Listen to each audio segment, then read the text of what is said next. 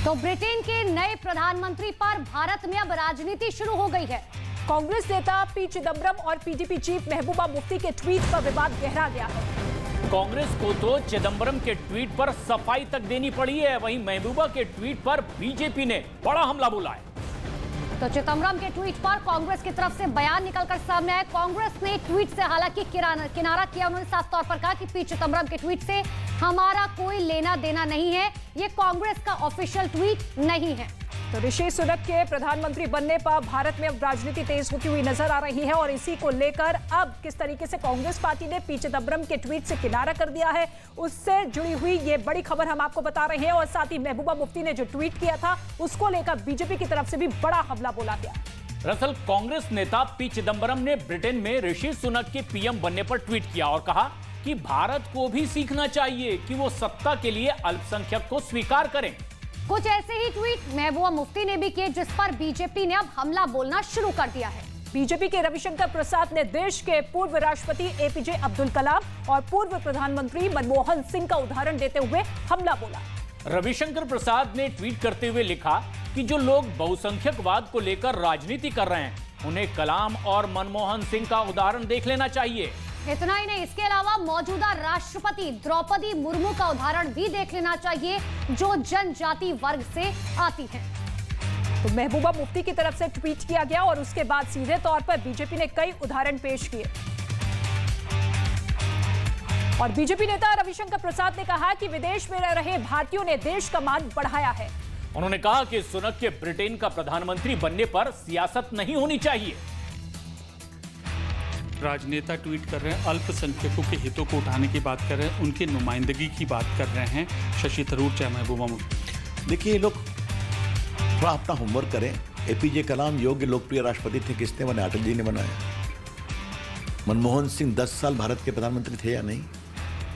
रामनाथ कोविंद जी बहुत ही योग्य दलित समाज के नेता, उनको राष्ट्रपति किसने बनाया? मोदी जी ने बनाया।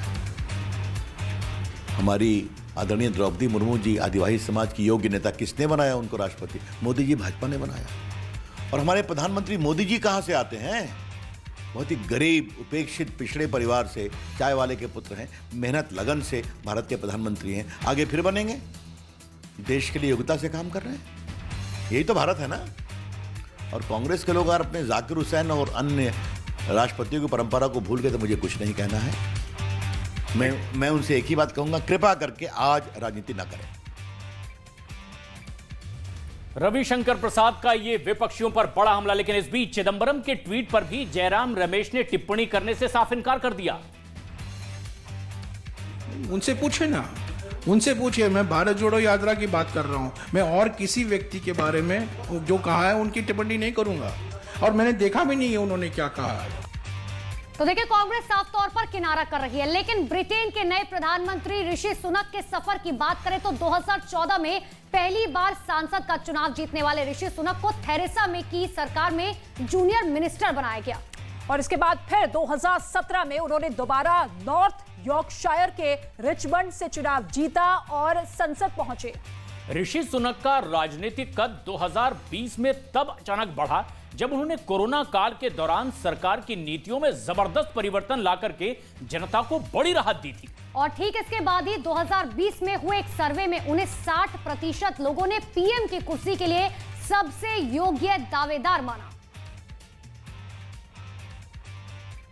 तो ऋषि सुनक, जो कि ब्रिटेन में लोकप्रिय राजनेता के तौर पर उभरे, 2014 में पहला चुनाव उन्होंने लड़ा और फिर उसके बाद लगातार 3 बार वो सांसद चुने।